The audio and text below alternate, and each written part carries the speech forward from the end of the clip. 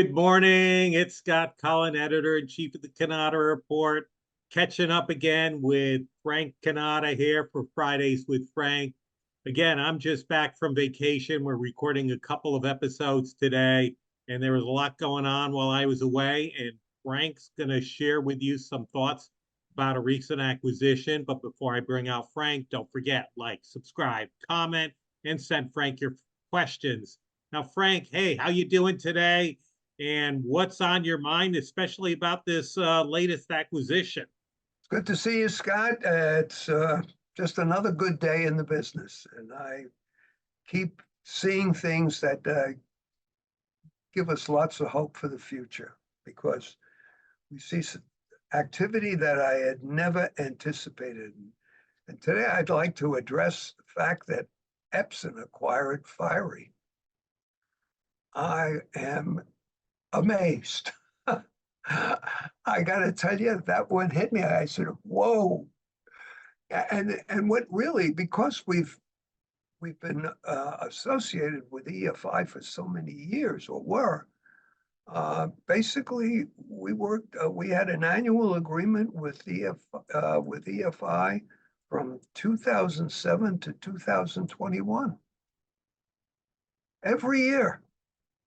Until Frank Malozzi left. And I know that company as well as I know any company in the business. And I said to myself, how is this going to work out? Now, let me explain what my thinking is, why my thinking is, how's this going to work out?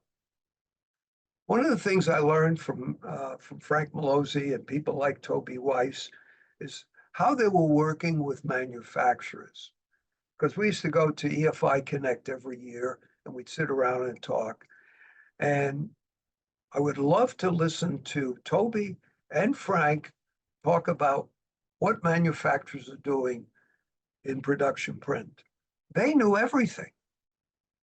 Simply because they would prepare, they would go to Japan and they would visit with the manufacturers, and the manufacturers would then discuss their research and development. They say, we're coming out with 100-page, 120-page, and 80-page, 90-page. We need a digital front end for this. This is what we need for this, and so forth and so on.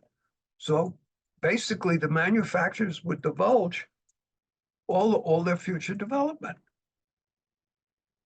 Is anybody going to want to do that with Epson? I mean, can you see Rico sitting now with Epson? And Canon, Konica Minolta, I don't know.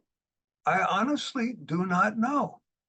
Now, they may work out, the Japanese being unique in so many ways and taking the typical business strain the way we do and the way things should happen and manage it totally different. But candidly, first of all, I think it's very smart on Epson's part. There's no question about it.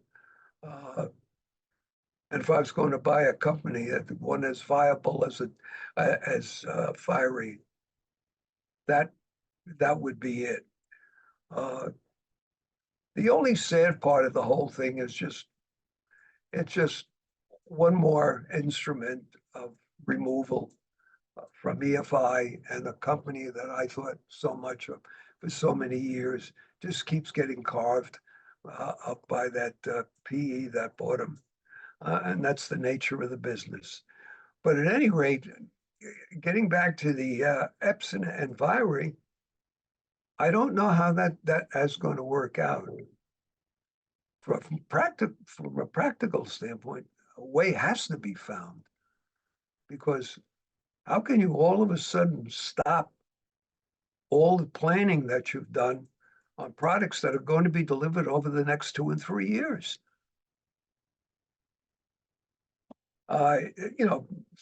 Somebody from Epson, unfortunately, our biggest contact at Epson has retired, Mark Matthews, and that we have no one that we can go to and know for many, many years and say, hey, Mark, what's going on with this? And generally we'd get a very nice reading and it had to be treated confidentially, but at least we'd have some understanding of what the intent is. We have none here. We're just going to have to watch. I think it's something that we have to start asking questions about as we go, particularly going forward in 2025. So at any rate, that's my story on this Epson EFI thing.